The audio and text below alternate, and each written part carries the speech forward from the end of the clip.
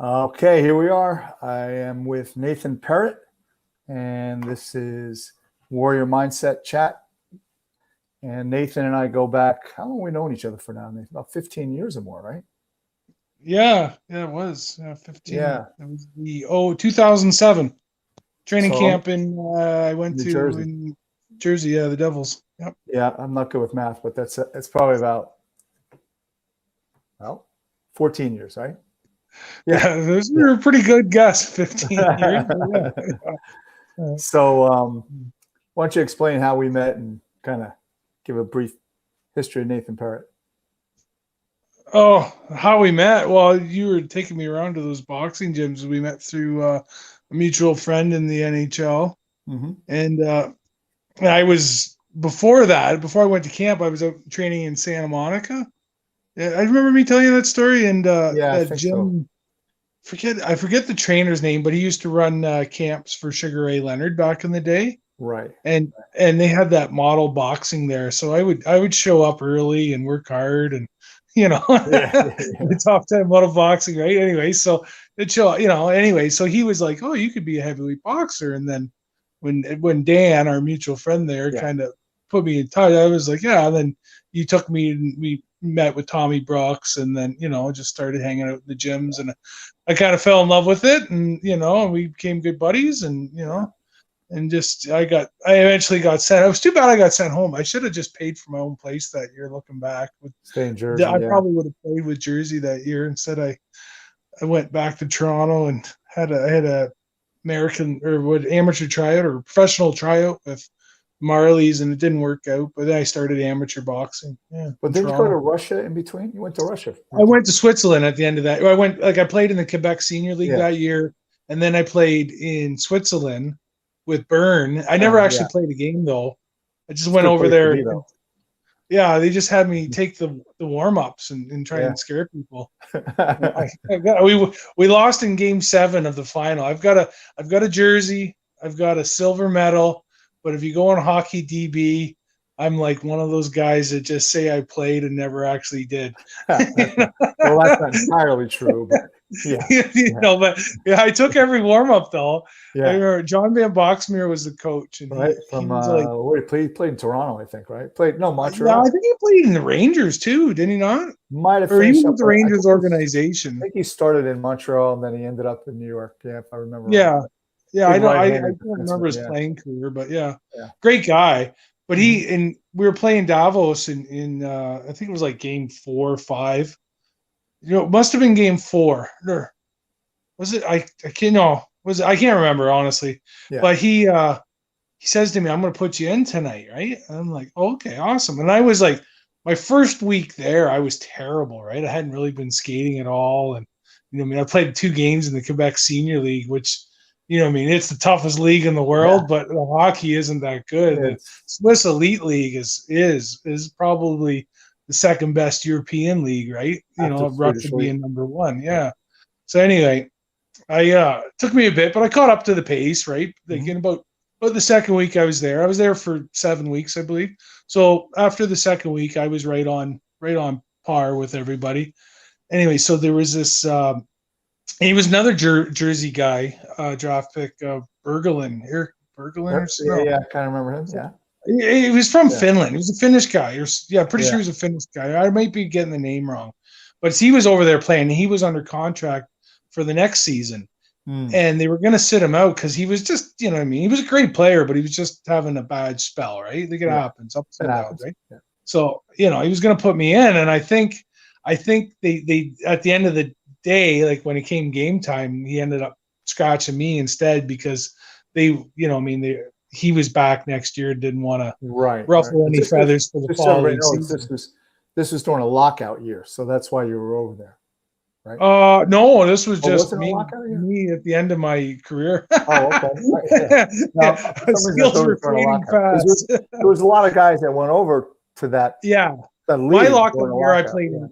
The lockout year I played in St. John's. This was right after. This was a couple years after. So I played in Dallas the year after the lockout, and then this was the year after that.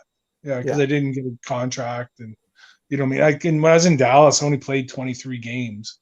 And I 20 just 23 more than most people. no, but like if you don't play, the game You passes you by, right? Like Yeah. you Can't make lose your time. Like, you can practice hard, but you know, I mean, Yeah. there's practice pace and then there's game pace, which is Sure. always a little bit faster, right? So Huge difference. yeah, exactly. But anyway, So, but I mean, after that, we got you into pro boxing. You had a couple fights, and you went up to Bruce Power, got on their SWAT team up there, correct? yeah, And they have a tactical response team, yeah, you know, to protect the nuclear plant in case of a terrorist attack. and then you switched over to the fire department at the power plant, correct? Yeah, like I know I enjoyed the Yeah. security stuff. It was good, but you know what I mean. It was I don't know. I just kind of I like the I don't know how else to explain it, but I always wanted to be a firefighter, and the Nothing opportunity wrong with that. came That's up, and cool. the Yeah. company was great, and they sent me to Texas A&M to train. They don't do that anymore. I was Oh the no. last group of guys that went down there. Yeah, they Yeah. started doing it in house. They got their training stuff in they got it done there now. So I was the last group, but I went down in July. And Oh gosh. man, have you been in Texas in July? It was, well, I'm going to say Celsius here because I'm Canadian, but it was It's all right. 42, 43 Celsius, which is like Wow. 120 Yeah. Fahrenheit or 'Cause I something remember, like that. I remember being up in Windsor. Sean was with me. It was a camp, and Sean was in it. And Yeah. it was like 30. I'm like 30 degrees, man. And I stepped outside. I go, what? Because I guess that's like 90, right? Fahrenheit. Yeah. Yeah. Yeah. It's So, in all the humidity too. Yeah. But oh yeah, so Texas is there was 4 guys that dropped out. So there was 2 of us from Bruce Power in security that went over to the that they fight. sent down. And my buddy, he doesn't work at Bruce Power anymore. He left. He's a firefighter with Oakville now. Oh, Great okay. guy. He's a good baseball player anyway. So Robbie, so we were on the fire field one day. We went, and then after, well, we were there like for a week doing the 1081 NFPA 1081 training for industrial fire brigade. Anyway, so we were eating afterwards. We were at Red Lobster, and I'm looking at him. He's in full on sweat, like he's sweating, and he had chills, like he had heat stroke bad, Yeah, right? sure. I'm like, buddy, you better. I was kind of giggling, but I'm like, Yeah, oh my god, I'm gonna have to take him to the hospital. yeah, I'm like, yeah, this is yeah, not yeah, good. yeah. This is like emergency. Yeah, yeah. But he ate something. He felt better. But I think it was hot. Like 4 people dropped out of the course because of the heat. Like in a class of 40, I think we finished with 10%. 36. Yeah, Yeah, so it was, I mean, quite a few for that. But yeah, I got through it though. It was good. It was fun. A lot of good. Most of the guys that were there were from. I guess I there's like all these oil refineries down in Texas yeah. that a bunch of the companies all pull their money together and they have one fire department and it's centralized to all of them. I forget Okay. what it's called. It's kind of neat little setup, but all these guys had like between 5 and 10 years experience On the already, and job. they're Yeah. come doing this course just to get the check mark for the job, right? Right. And Right. I like me and Robbie, we had zero experience between 2 of us on the fire field, right? And they're like, go, all this stuff they're telling us to do. It's holy crap, you gotta figure it out quick. Yeah, they weren't messing around, but we got through it, so it's good. There's been a few former NHL players that became firefighters. I know that I'm trying to remember, there's a guy in the Flyers that's up in Toronto on their fire department. Yeah, well, I know Chad Kilger. I played with him in Toronto. Yeah, yeah, I Really know good Chad. hockey player. He's in Cornwall. He's a firefighter there. Yeah. Yeah, policing and fire always seems to be a natural. He's got that teamwork aspect to Right. it, and the Right. hierarchy, like the what do you call that? The Chain of command kind of thing. chain of command. That's exactly Yeah. what I mean. Like that's exactly what I was looking for. Yeah. So what I wanted to talk today about, like I'm big on quotes and stuff like that, and if I hear them, I read them, I write them down, and they could be anything, but primarily they have to do with mindset of training, or in your case, like when you played, you were a warrior, you had a warrior mindset, and the one that I wanted to talk about, I wanted to hear your interpretation of how maybe that applied to your professional hockey career, your professional boxing career, and then what you do now. And this is a cool one. It's be a magician at a magic show. And to me, it means like, one of the things I'm learning, and I've been, all this deep dive into this self-awareness, or situational awareness and being safe, is that you have to really take the predator's mindset. In other words, let's say, you want to look at yourself and say, what are my vulnerabilities?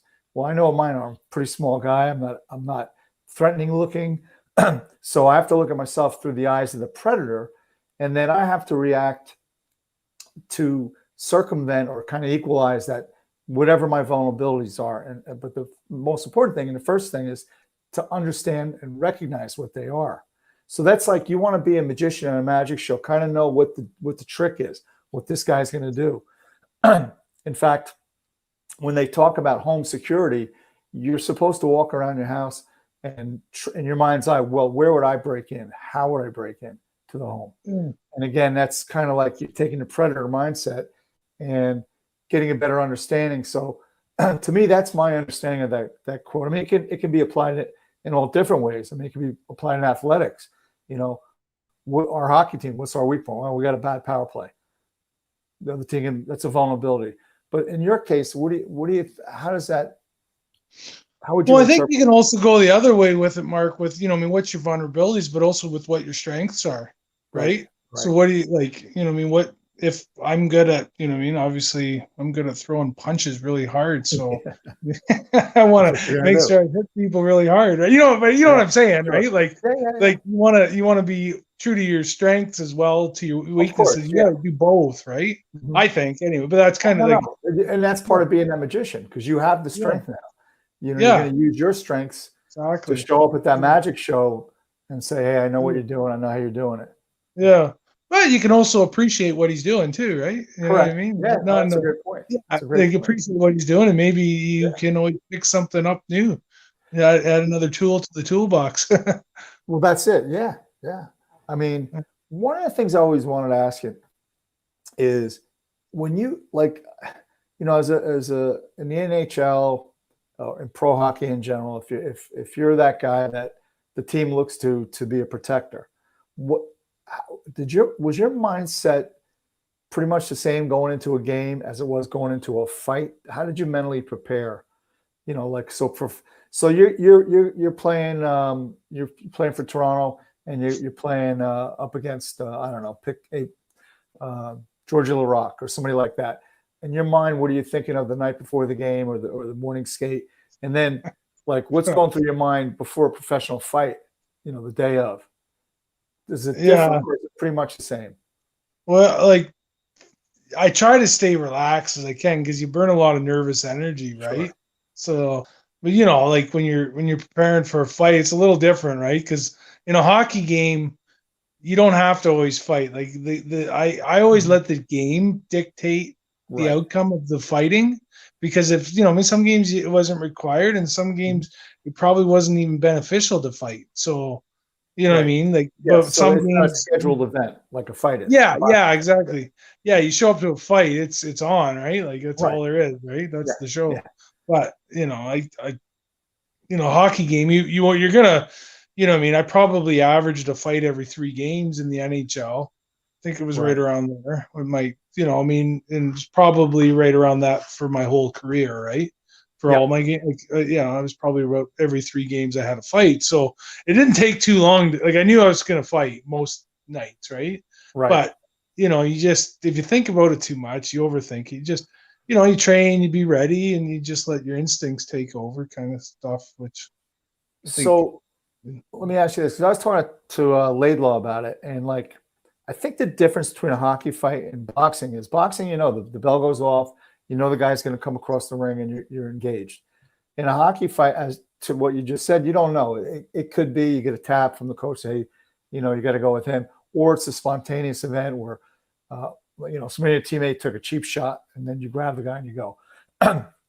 So for me, when I box, I don't really get nervous, because I'm focused on what I'm doing in there, and I'm confident in my skill set.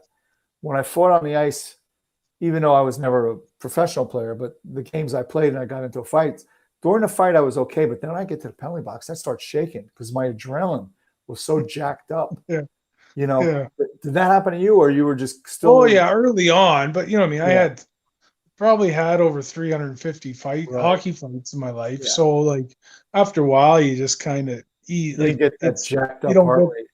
yeah, not as much, but Mhm. it's just you Sure. just do it after a while. But early on, when I was young and like in teenager years, Yeah. you get really jacked right up. But it was like for me with fighting, I was always trying to help my team win, right? So Right. I mean, if you're looking for a change in momentum, so that was the hardest part when you're sitting on the bench and you're trying to think. You're always you're monitoring the game to see if okay, is now a time that would be good to fight to help Right. my team win, right? So you always kind of have that playing in your mind. And if something, like you said, if someone takes a cheap shot or there's a big hit, or you know what I mean, or you Yeah. get down by 2 goals, or You gotta or try and just change the momentum. guys are or the guys are just flat, Mhm. So sometimes, it was just you're just trying to get it going as fast as you can or when you can, and you know what I mean. So you Yeah, yeah, yeah. always because you don't always get a tap. Like most coaches and the good coaches won't tell you to fight. They'll just Really? push you on the ice when they think And it's they time. you kinda know it's What's that? I said that kinda, I guess, is an indicator for you to Oh, know gee, that the volume just cut out here for a okay, second. can you that's all right. Can you hear I me? don't know if it's my phone or what. Here, hold on a second. Yeah. What is going on? Did Sorry, you hit Mark. the That's all right, no worries. Did you hit the mute button maybe? Call. I can't hear you. Oh, Here, okay. hold on. Probably better off. All right, well, we lost Nathan for a second. I guess he'll try to get back in on here. The follow-up question I was gonna have about the level of comfort he got the more he fought in professional hockey is very similar to what we call SIT. Oh, here comes Nathan. Hold on. Sorry about that. Okay, that's Technology. okay. I think someone tried. I'm on my phone, right? Someone tried to Sorry, try by call. calling. It Hey, you know cut what? off I wanted to audio. circle back to the fact that you just said that the more you fought in professional hockey, the less you got that adrenaline rush. And what's really cool about that, the military uses this SIT, this stress inoculation training, and that's Yeah, basically, in a sense, what it is. They'll put you through evolutions of very high stressful combat situations, yeah, so that when it happens, you don't get that. You get kind of callous to it. You don't get that big adrenaline dump. So then yeah. you don't And get that. that's well, like when you were saying with your boxing, right? You're just calm, you're confident, Right. right? Because if you're having that big adrenaline rush, and I find if it's too much, and I never got to that point in boxing. Like when I was sparring, I was calm, but Yeah. in the actual fight, I think had too much adrenaline. I probably should have Mhm. had at least 10, 15 more amateur fights before I turned pro, just to Yeah. It was. get It was. relaxed in the ring, right? Yeah. Because you When you burn all that nervous energy, right? right. Like I was saying, and that's I mean that's why I try not to think about it. Just be confident, do what you had to do. But when you like I don't know if that makes sense what I'm saying, but Oh yeah. you're No, right it with does. Yeah. military, yeah, because Absolutely. you're just calm and you know what you're capable of, and the only problem is sometimes you get caught, and then bare fist fighting it usually Yeah. hurts. It's a You different. get It's a caught different behind. dynamic. Yeah. I Yeah, think the way they utilize it, Nathan, is. I mean, you with your SWAT background, you understand that you get slide lock and what do you do and when you get yeah, that slide lock and you have that you have that adrenaline tap rush. rack ready, right? Yeah, but sometimes that goes out the window when you have that big adrenaline rush, Yeah, well, tap rack fire and so that's yeah, why they run through evolutions and evolutions of this. yeah, you know exactly. Just train, yeah, and the you just seals naturally react to it. the Yeah, seals have a room they put you in and they put a hood over your head. yeah, And then they lift that thing, and then you got to make some quick decisions because maybe one guy, two guys, three guys. This guy yeah, might be just asking for directions to the gas station, and that guy yeah, pulls a weapon. So they make it a really stressful, dynamic. And yeah, we did it up on the hill. I had my friend Bill Brown, who's SEAL Team 8, and we had some law enforcement guys, and we went up and what we did a dumbed down version of that. We would just have the guys close their eyes. I'd spin them, get them dizzy, walk them to an yeah. area in the woods, and then we'd use the words initiate action. Somebody would jump them, and they had to react. It was pretty cool. But again, that's just trying to create an environment where Yeah, no, is less and less and less each time. so when I was in the SWAT team, I got to be the use of force instructor. So to do that, I had to go to the Ontario Police College and do the use of force instructor course, which I think it was a 3-week course. I mean, you stayed there in their dorms and stuff for the 3 weeks. It was pretty cool. So a guy named Paul Bonner, who's like a genius with use of force training, knife fighting, all, he's a really, really great guy. And he was the instructor on my Bruce Power my initial course when I was there in security. So I knew him, right? Yeah. And he was, a hockey fan or whatever. And so the first day you get there, the first thing you do is you do a gun qualification, right? So you get put on the range, and because you can't pass their gun qual, you can't do the course, right? And I think one guy failed it, but and then you go home and got to eat crow, and I'm sure everyone makes fun of you because you get kicked off the course. But I was a pretty good shot back then because I was shooting lots. And anyway, so in the afternoon though, we had to do scenario. So the scenario, and I hadn't seen Paul there yet. So we go into this scenario, and it was kind of funny because I see him. I'm like, oh, hey, and I didn't have my brain wired to think that. And all of a sudden, I see him lift a shotgun, and I'm like, oh my god! So obviously, I pulled my firearm and took care of the situation. But it's just kind of laughing because I had to dial it up really quick. I'm like, oh, because I was like, oh, hey, Paul, how's it going? What I mean? That's actually pretty good. That's pretty good because then you see someone on the street and maybe you don't know them, but they look friendly, and then all of a sudden you can react quick enough to the stimulus. Well, I'm pretty sure a lot of that's just from playing sports over the years, right? Sure. Like, I think you fight your friends. Well, I think there's a direct correlation between being able to read a play and read people, whether it's in combat. I mean, it's not quite the same, obviously, but the mindset and the way you process those neurological pathways, which is interesting. Like, because of COVID, Nathan, I probably read a dozen books on, skill development and situational awareness and predatory behavior and all that kind of stuff. But what they talk about, it's when you develop a skill set, there's a myelination. It's a fancy word, but what it means is the connection between a neuron and a motor unit that fires the muscle gets really thick. The more you do it, it gets thicker and thicker and thicker till you reach a point where they call it unconscious competence, where you just do it. You don't even realize you're doing it. Okay. And that's like for you, like tap, rack, and pull. You do it over and over and over. So when the gun jams, you're not even looking at it. You're doing it. Yeah. And it doesn't, you're not affected by the adrenaline dump.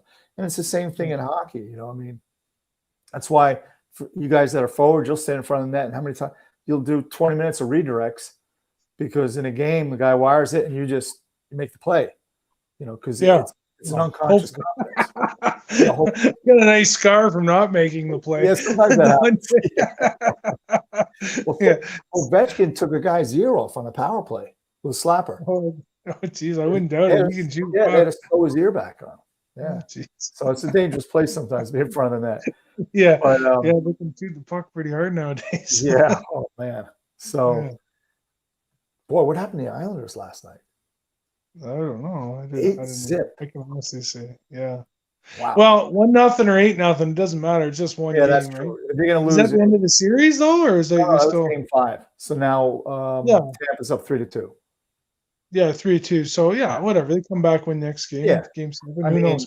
If you're gonna, you're gonna shit the bed, get it out of your system all in one night, right? I mean, have all 23 guys shit the bed at one time, so that. Oh, I did see that. I saw a funny sign on a meme today. It said, you sent it to me. Yeah, I like. I did send it to you. How is it? Yeah.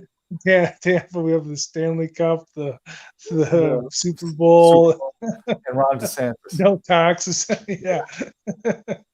It's an insane world we're living in, but like what you're doing now with the fire department, I mean, that's not like, that's pretty risky business too, and so you got to really make sure that everybody, the chain of command and all your training.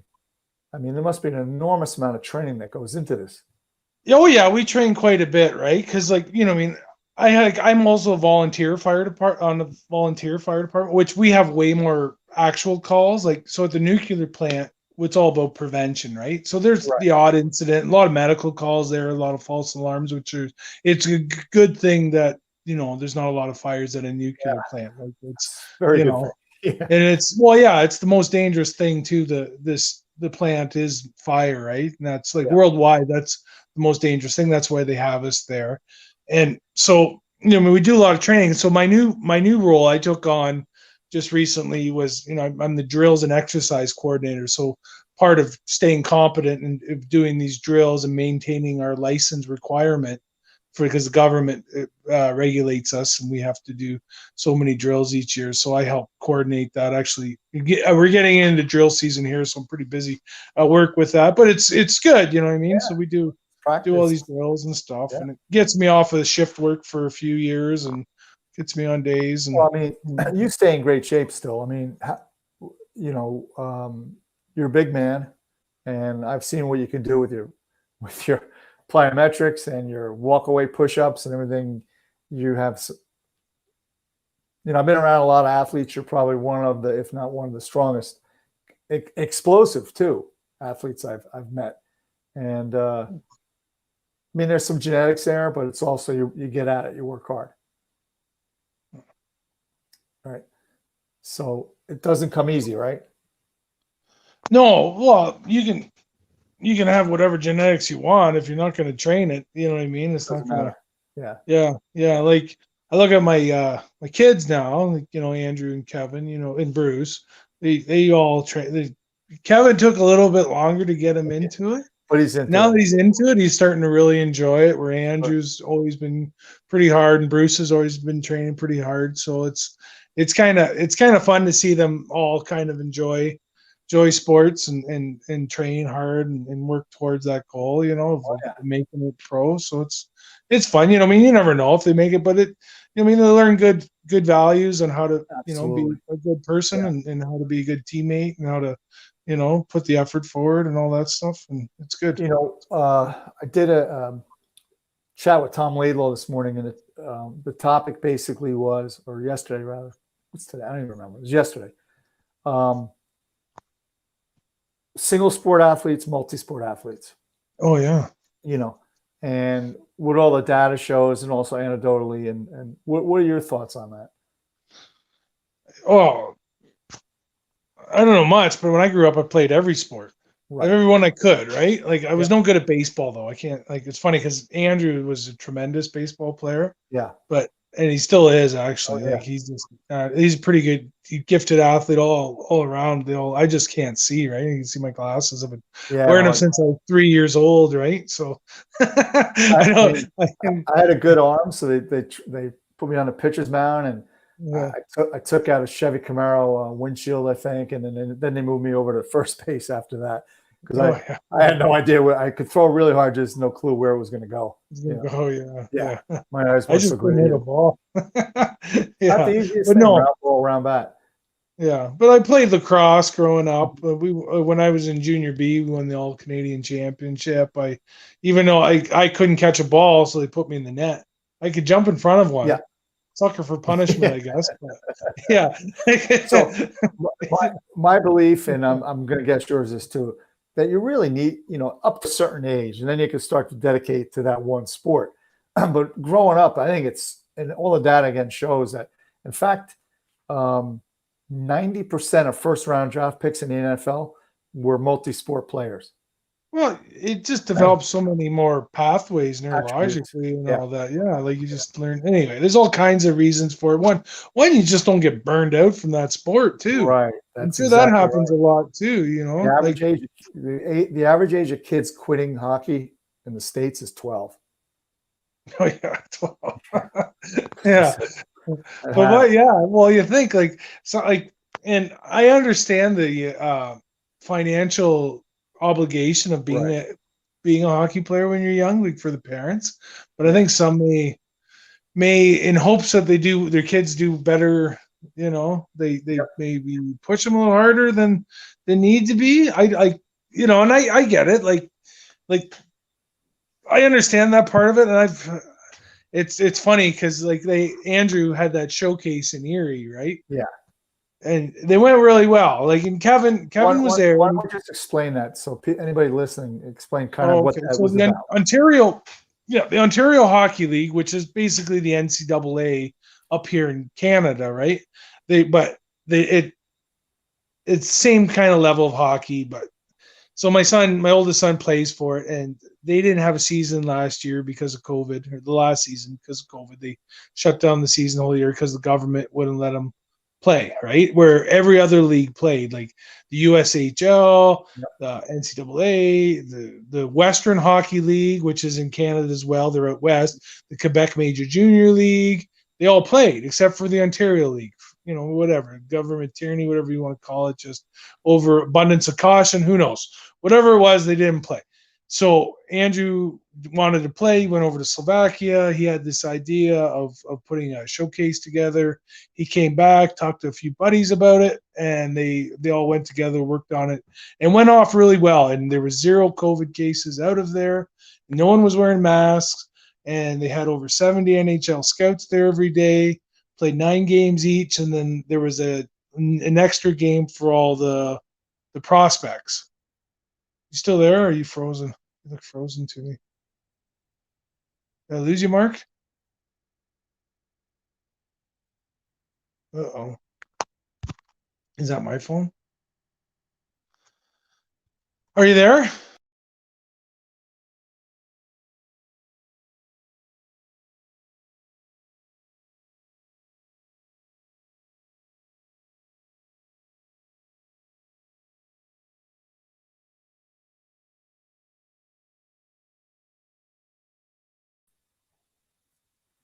I think we lost Nathan. Um, I think he's trying to get back on now. But in any event, we'll have him back because he's a great guest. He's a great guy. Oh, here he is. Let me see again. Sorry about that. I was just That's like okay. mid sentence there. Yeah, I don't. It might have been my end too. The internet here is not the best. Yeah, sorry. Yeah, technology Yeah, issues. I had to put a So few more quarters in. I've been working from home, and usually when I get any technology issues, I'm done for the day. Yeah. Stressed out. Time to take a break. But anyway, what you were saying about the tournament.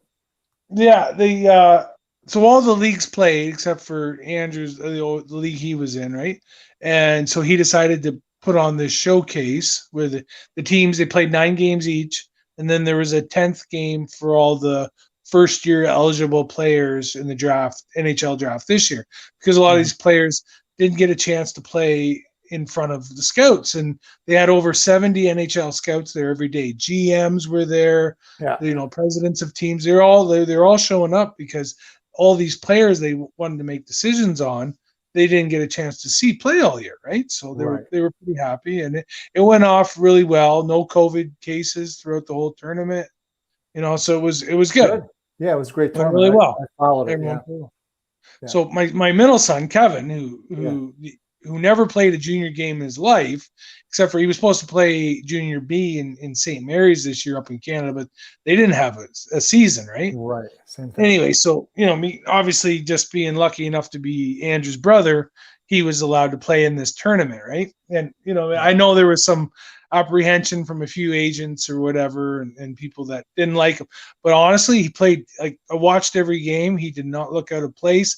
The only time he maybe made mistakes was just lack of experience, right? No, it wasn't fast enough or strong enough, but they're junior kids. There's a lot of kids that are making the same mistakes. So it wasn't just him, Sure. right? Yeah. Anyway, so but he looked great. And he fought, he beat the guy up, you know what I mean? Got some points, finishing checks. He looked pretty good. I don't know if he did enough to get drafted to the NHL, but if I was a team, I would just pick him because like this kid never played a junior game, and he's playing with some of the he's playing with all these OHL guys that are supposed to be really good, and he was probably better than a lot of them, and then with no experience. But anyway, I'm just trying to pump up my son. But so after the games, we would chat, and with Andrew, my oldest son, I could just say to him, okay, he would ask me, well, how would you think of my game, right? I'd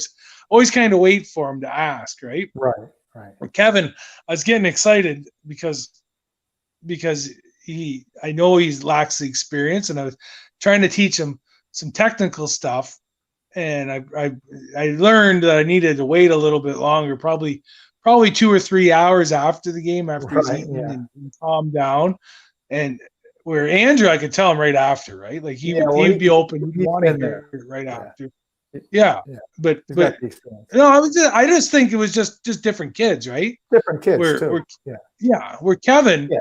I'd give him feedback, and if I gave it to him in the same time frame I'd do it with Andrew, he would get angry. Like he just wasn't ready. He wasn't ready to hear it.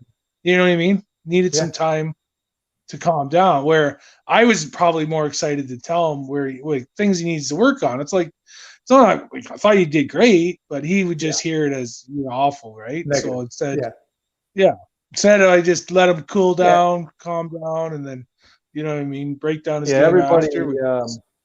Everybody responds differently to coaching. You know. Yeah. And like with Sean with boxing, I never say anything at all to him. With hockey, he only played 4 minutes a game, so wasn't a lot to talk about with him. But yeah.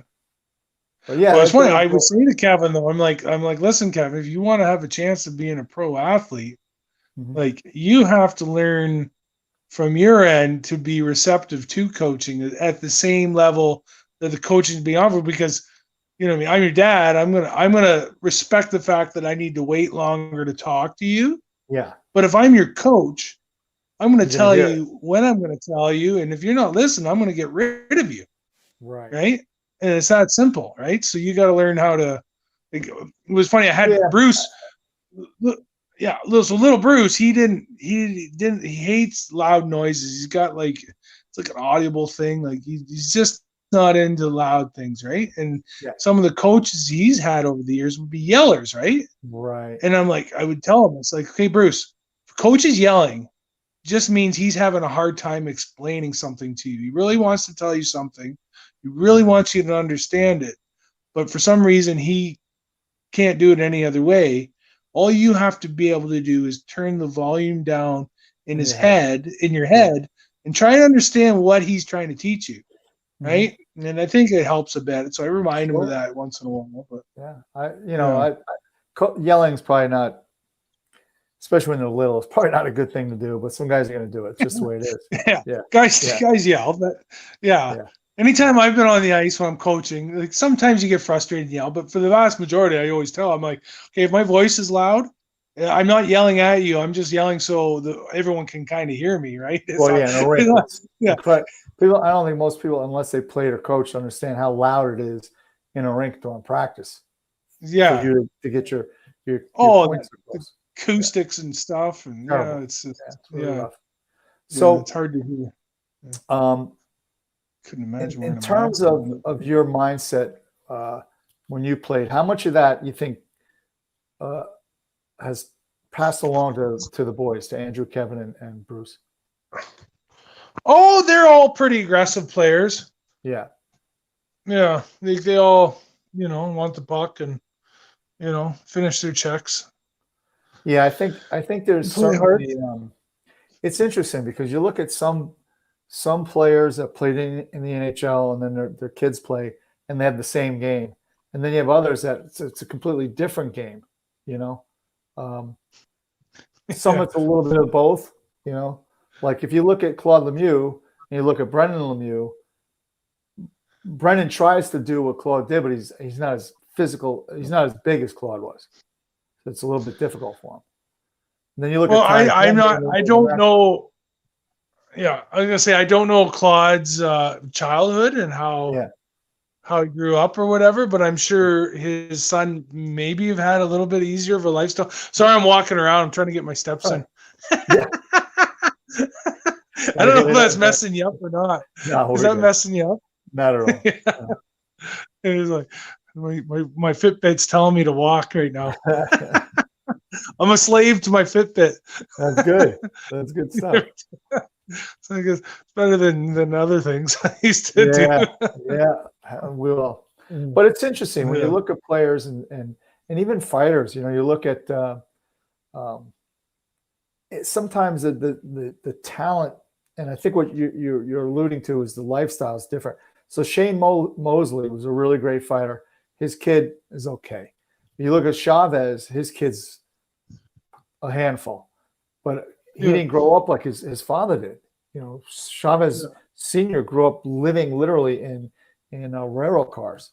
You know, they were so poor. So there's that element to it. And I think hockey's a little different than boxing. But again, you look at certain players that had certain skill sets.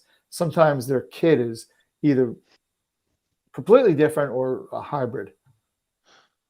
Well, yeah, I think a hybrid would make a lot of sense, but like the game has changed quite a bit. The world has changed. Like, you think society with, like, I was reading a stat on testosterone levels in the average man now has dropped like significantly, right? Like, you know, and obviously anyone can live their life. I'm kind of like libertarian that way. Do whatever you want as long as it doesn't affect me. I don't really care.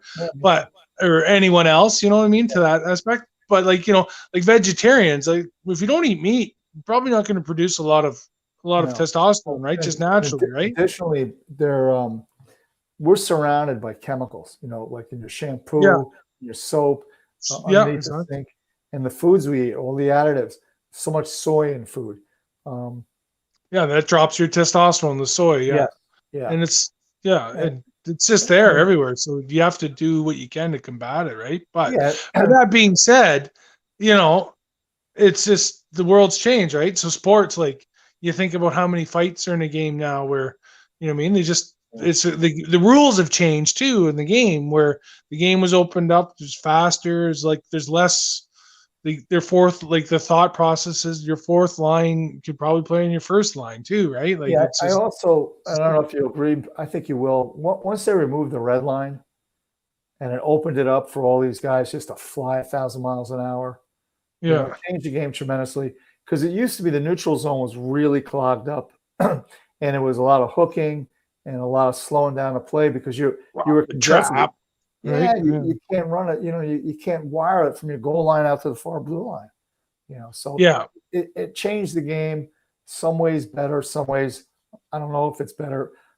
It is what it is. They're not gonna go back. But I think Kenny said it the best. He said, "I said, well, what do you think about the skill set's a little higher now? It's a quicker game." He goes, "Well, I don't know if I want to watch an all-star game every night."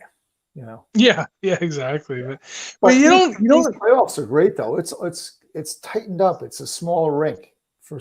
And they're hitting, like, obviously playoffs. It always gets a little more aggressive, right? Guys start finishing the checks, but like, so like, and this is the other thing I like to say with hockey, because guys don't hit as much, and I'm like, okay, listen, when you go to arrest someone, like, and you know what I mean, I did this use of force instructor, so I was able to teach police officers how to make arrests, right? Use a proper use of force. So the first thing they say, the first rule when you're making an arrest is take physical control. So to do that, you might just have to touch the person, or maybe you have to touch them a little harder than you know what I mean, but you have to touch them, right? So I'm like, so what I tell them with the hockey is take physical control. Like, you have to touch people. Like, if they have the puck and you want it, so if you want to arrest him for touching your puck, I guess would be the best way. You got to take physical control. So you got to go touch the guy, right? And hit him. Like, so that means with finishing your checks, right? Like, and you don't have to hit him, like, especially with the little guys. You don't have to hit somebody hard, but you just have to hit them. Like, you just touch them. Just touch them. And that's all you have to do, because that, over a course of a 60-minute game, every time, if he knows you're going to touch him, whether it's a big check or just literally touching him to the point he'll understand every time he has that puck, you're coming at him, and there's like a mental, like, it gets it's frustrating for the player that you're playing against, and you show a dominance, right? Like, there's a physical dominance where I'm gonna hit you every time you touch my puck. I'm gonna hit you. You're gonna pay the price. Right, so it's just. Did you ever hear the story? Wayne Gretzky's first game, I guess it was in the WHA. He's a 17-year-old kid. He probably weighed about 140. Not his first game, but the first game against Gordie Howe, because when Gordie was playing for the Houston Aeros. So during warm-ups, every time Gordie Howe would skate by Gretzky, he'd look at him and he'd wink, you know. So Gretzky's like, oh, this is cool. You know, he's like wishing me good luck. I'm a, you know, phenom kid coming up. And he said in the first period, I stole the puck from Gordy. The next thing I know, I got a two-handed slash. I thought my thumb was broken. And Gordy said, don't ever take the puck away from me again. Yeah, So yeah. because I get in a locker room and we had Gary Smith, who was a veteran goaltender. I said, geez, what happened? The guy's winking at me in warm-ups, like wishing me good luck. And I take the puck and he almost takes my hand off. He goes, no. He's got it's a nervous tick. He just blinks a lot. He wasn't blinking at you, wishing you good luck, you know? Yeah. And it's true. You watch Gordy in an interview, you know, you watch it, and he did have a little bit of a tick where he would blink a bit. But that's it. You know, you took my puck, you're gonna pay for it. Yeah. You know, and it's the same thing in boxing. Like you work the body over 4 or 5 rounds. Eventually, maybe they're not all big knockout shots, but it's attrition, you know, and then the hands come down. Exactly. Yeah. Yeah. Exactly. It's the same mindset, which is break the guy down. Yeah. You know, and I think you see that, you know, I don't profess to know anything about the NBA, but with the hand checking and the little bumps and all that stuff over a game adds up, you know? Yeah. So for sure. All right, man. Listen, we're going to have you back. Did you want to have your friend, you said Jeff Paul, on at one time or? Yeah, we'll talk. We can talk offline and see if we can coordinate with him. Yeah. So we talk every day, all day long. So this was good. We'll do it again and again, and maybe we'll get the boys on if you want to get Andrew on. Talk about we'll get Andrew on. He likes. Yeah, you got a little bit of publicity though. I think he likes that stuff now. Yeah, it was great. Yeah, no, it's good. I think it's good for, you know, just for everybody to see that he's a young man that took the bull by the horns and said, "There's no league. I'll just create my own thing." Right? I think it's amazing. It's it's really good. Yeah, I'm proud of him. He's he's turning into that's an enormous thing to pull off as a 20-year-old. You know. And it went really, really well. Like I mean, you had all the NHL scouts, everybody there, and it's like I don't know if it could do as well, like because the conditions were right because of the COVID, like not having a season, like so. I think, you know, I've talked to him about next year if they're going to do something like that again and stuff. But what it does show what it shows to, you know, this is something else Tom Lalo and I were talking about like years ago. If you were really intelligent, they kind of looked at you. I don't know if you could play hockey, literally. But now, you know, you've been through the draft process and it's evolved since then even. Oh, I just lost you. Sorry, Mark, I lost you again.